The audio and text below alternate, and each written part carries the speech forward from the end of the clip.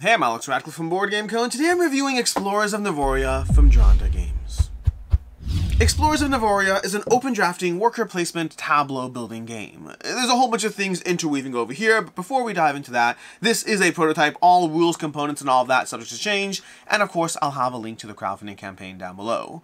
But with that, this is an open drafting game. You're going to be gathering cards. Across 3 rounds of play, you're going to be gathering cards from this pool over here. When you're done with that phase, you're going to be going onto these spots on the board to be able to get extra benefits through worker placement, and you're doing all of that for, well, a variety of reasons. We'll get into that, but ultimately to get points on this track over here as you circle around the board across 3 rounds of play.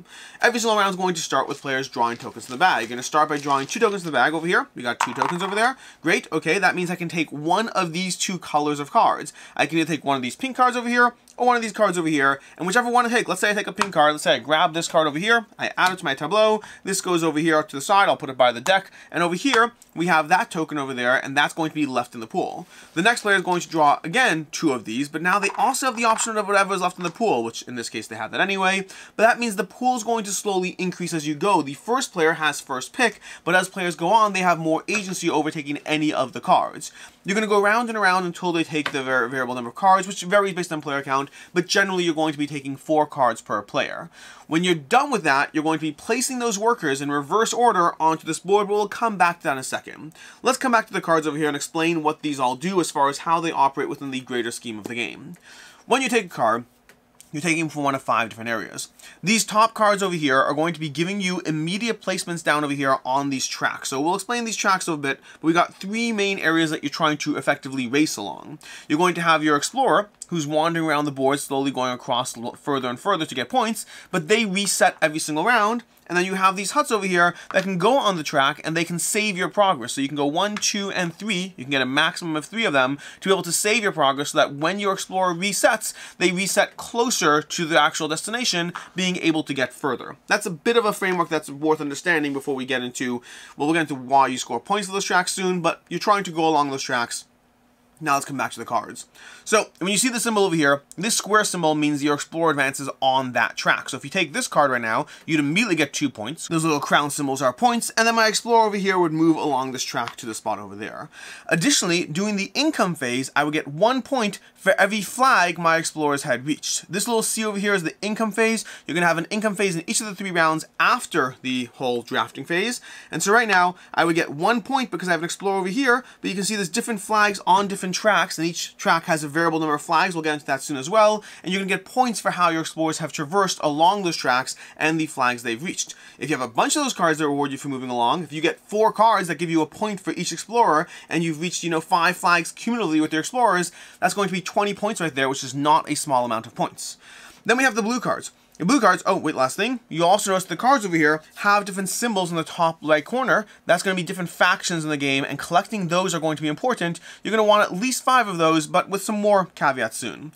Over here, these cards are primarily going to be income phase. I say primarily because this one will give you points, but over here, you're going to get income each round based on the factions you have. So for example, this card over here will give you 1 point for every one of those cards, including itself. If I had also drafted these, you'd get additional points. Doubling down on the same ones from that faction can again give you a lot of points if you specialize in a faction. So the blue cards are primarily giving you points every single round based on the factions you've recruited. These red cards over here are going to first of all give you double symbols over here, which is important because otherwise these cards can be a bit weaker. And it's actually interesting, we have the same faction all along over here, but they are, like every other deck, going to have various factions in them. So over here you're going to get 2 symbols for the faction. But you're also, at the end of the game, you're going to get points for the huts you've acquired in each of the regions. So if you look over here, you'll get 2 points at the end of the game, that's the end of the game symbol, for every hut you've built in this little cactus region over here. Then down over here, we have these cards. These cards simply give you resources straight up, which are going to be important for contracts. We'll come back to that. But you'll see over here, you get 3 apples. So you get an apple, a sword, a crystal, and a point. And whenever you take resources, you're going to be putting them onto the sections of your board over here. But you're going to be taking them. Let's say we got 3 apples, you'd have to put them in different spots. If you get 2 resources, you have to put them in 2 different spots. If you get 3 resources, 3 different spots. So whenever you acquire resources, you have to split them up. The next time you acquire resources, you can revisit those same spots. And then lastly, we have these yellow cards over here. these are primarily how you actually get huts out into the region. You can see over here, there's 2 points and a hut in the cactus region. Over here we have a movement in the cactus region and a hut in the cactus region. And over here as well, you got 3 points and a hut in the forest region over here. So those are just the main way you're going to get, not the only way, but the main way you're going to get huts out onto the board. So that's going to be the whole card drafting aspect. You're going to go around and around selecting the cards you think will work well for your engine. And when you're done with that, let's say you're playing a 3-player game, everyone's collecting 4 cards, you're going to have 12 tokens, 12 cards that have been acquired, and therefore 12 tokens on these various piles over here as you've gathered various tokens from the bag. Which is where you move into the next phase over here, which is going to be reverse worker placement effectively, where in reverse turn order, players are going to select these tokens, placing them down onto these spots to get the benefits. So for example, do I want to go ahead and get 2 swords and a movement on the track of my choice, or would I rather get 6 coins? The problem is the next person to go to each of these spots gets less of everything. There's a bunch of swords out here, but each person gets fewer, so trying to choose which benefit is primary for you is going to be a big part. Right now I'm going to go ahead and grab this. This is my favorite one over here. I'm going to put it down here. That's going to give me a hut in any region. That's the main other way to get a hut past the cards themselves, so there's a lot of flexibility there. So I can put a hut anywhere I want on the board with that. The next player goes, they grab this, and they take 6 points. You're going to go around and around selecting either points from this blue track, exploration track and or resources and or huts on this track, crystals and points over here. You have apples and then wild resources over here, and then movement and swords over here. That's going to be the various tracks over here, all going down in what you get out of them, but you're going to have a reverse turn order worker placement zone, where in reverse of the card drafting, players are going to be placing those tokens down to be able to get additional benefits before they move into the next phase, which is where you're going to go into the income phase, gathering various income benefits based on whatever income cards you have, and then the resolution of the various tracks. The resolution of the tracks, the way that plays out, is you'll see over here, we have flags, which are important, because at the end of every round, in addition to getting points for your flags based on the purple cards, you'll also just get points in general for having access to those flags. So getting access to flags will give you points in the game, but if you achieve the end of the track, you'll get whatever points are shown there, and if you ever move while you're at the end, you get the points again, which means if you can get to the end of a track and keep pushing it, specializing heavily in a track can pay off nicely for you. The trade-off is the track that gives you the most points has the fewest flags along the way, so it's kind of an all or nothing situation, versus the tracks that give you fewer points give you more flags along the way. Additionally, each track is going to give you 3, 2, or 1 point, depending on first, second, or third place, and that depends on, in a 3-player game, you won't cover third place, you only have first and second. You're going to get additional points for being the furthest along any given track as you play through it. So there's a lot of incentives to go along the track.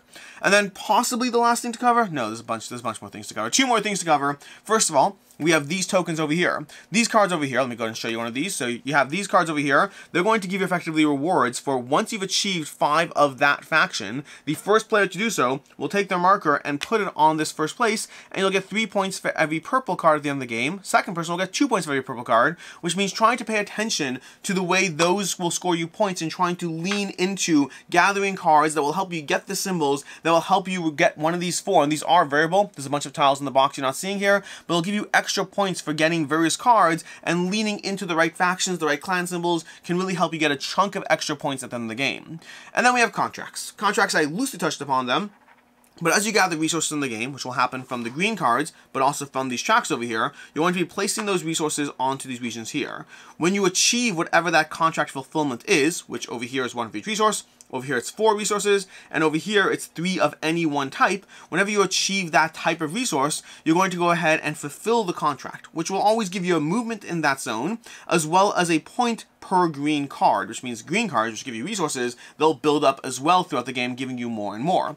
But if you also are able to go ahead and fulfill a contract in a region, let's say you're able to build these huts over here. As you build huts, you get more and more rewards. Now, if I've gotten 3 huts out in this region, whenever I fulfill a contract here, I'm going to get all of these rewards. I'll get a movement, I'll get a point for every green card, another point for every green card, and 4 additional points. If you double down on some of these contracts, going into specific regions, getting the right goods for that region, you can get an absolute ton of points from fulfilling contracts. Then again, you can get a ton of points from everything you do in the game. Get a bunch of purple cards and go on all the exploring tracks, you can get a ton of points that way. That's basically how Explorers of Navoria is going to play out. There's a bunch of things to be mindful of as far as the different ways to score points, but you're going to do that across 3 rounds of play, see who has the most points, score it all up, and that player wins the game. Which brings us to the review, starting off with ease of play. Overall, I'd say that the game is fairly easy to understand. It's a prototype, understand that. I do think the rulebook could have been easier to go through in some areas. It was easy. It's an easy enough game. It's fairly straightforward, but I do think the rulebook could have been better as it was. As far as the gameplay itself, game runs in 45 minutes to an hour depending on your player count. It is a fast-moving game. It's only 3 rounds, so card drafting, worker placement, resolution 3 times, and then you're at the end of it. It's a fairly accessible game. Table space is not that bad. What you see here is what you get, plus of course a player board for each player, but not that overwhelming as far as, well, any aspect of it. As far as what I like, don't like, and can see others not liking, there's a bunch of things that I like about over here, but there's also some things that hold the game back, hence the various sections I have in my reviews. But first of all, the game teaches and plays fairly quickly, especially relative to the game weight you get out of it. This is one of those games that does not outstay its welcome. I would say what you get out of it versus the time you put into it is a fairly good ratio. I think there are games that are great 3-hour games, great hour games, great 45-minute games. This does fit into its playtime very nicely as far as what it does, what it gives you for that experience. I'll say that the 2 phases of card drafting as well as worker placement also play off nicely off each other. Having a bunch of cards over here and then following up with worker placement over here, while being mindful of like 17 different things, because you are being mindful of 17 different things. You want to be mindful of the cards. Which cards are leading into your primary point strategy? Are you trying to get a bunch of endgame points from huts going for reds and yellows? Is that going to even pay off based on this track over here? Maybe look at this track over here and you really want to get a bunch of pink cards, because if you can get a bunch of these and the pink cards and also move up these tracks over here, then the pink cards in combination with which cards over here? The yellows as well will give you a lot of track movement. Or maybe you go for the yellows and the greens trying to lead into a specific region that will get a bunch of huts out and be able to double down on contract fulfillment. Maybe you go straight for those extra 6 points every round. If you can get this 6 points every round, that's 18 points out of your score in a game that ranges based on points, but you're looking at, anywhere between 100 to 150 points. Possibly you can go above 150. I've seen that happen. But I'd say in the 125 to 175 point range, getting 18 points from just a single worker placement every single round from a variety of worker placements, those can all double down nicely. There's a lot of things to go through here. There's a lot of pathways to victories. Doubling down those green cards, if you can get 7 green cards, which again, you may only have 12 cards in a game, but if you can make 7 of those cards green, and continuously get doubly paid out for it, getting 14 points per contract fulfillment, while leading into every single time you get a resource, there's so many different ways to try to push a drop this way, a drop that way, as you try to figure out what's the right way to juggle contracts, juggle pathway progression, juggle which pathway. If you can go high on this path over here, and then double down on getting a few huts here, and keep on executing on knocking that out 3 times in a round, you can get 15 points from that. You can see I keep telling you different ways you can get 15 points here, 18 points there, 21 points there, but they all require work and dedication. You have to try to figure out what your pathway to victory is, and also, are you competing with other players? If you're playing with, you are competing with other players, that's the nature of the game, but that does mean that if you're playing a 3-player game and someone else is going heavy on green cards, maybe it's better to find your own pathway as opposed to letting that other player win, because you're all pursuing the same thing. So that's going to be a balance you want to try to think through as you go through it. But everything, I like the fact that the contract rewards get stronger every single time. You start off with, hey, I'm going to fulfill a contract, I'll get this. But then as you progress through the game, you're getting this, and this, which really adds to just how rewarding it feels to gather a bunch of resources and trade them in. Now, there are some things I don't like about the game, and they do come down to the same kind of vein, which is that I do feel this is a game that gets a little samey game to game, and particularly that's driven by the fact that the cards themselves, as well as the worker placement spots, don't actually have that much variation to them. This is a game that works well. It's fairly balanced, or at least it seems fairly balanced. It gives you a lot of different options as far as the pathways to victory, but the differences between the cards don't really shift it up. A green card is a green card, a blue card is a blue card, and I make no mistake, you might want a yellow card that gives you a hut in a region, so there's a difference in terms of what it does for you. But past that, the general patterns of the cards, and even the worker placement spots, like most worker placement spots come down to get resources. Will it matter to you which resources you get? Well, that depends. Honestly, if you're going heavily on contract fulfillment, it might matter a lot. Otherwise, it might not matter a lot. And so I think that the overall variation of what the game is doing, while it does give you pathways to victories, a lot of other elements do feel samey game to game. This is one of those games that is very rewarding, gives you a lot to consider, and the more you play it, the more I wish for other factors that made it more different as I played it, that made me more excited to see one card versus another, especially when you have drafting games.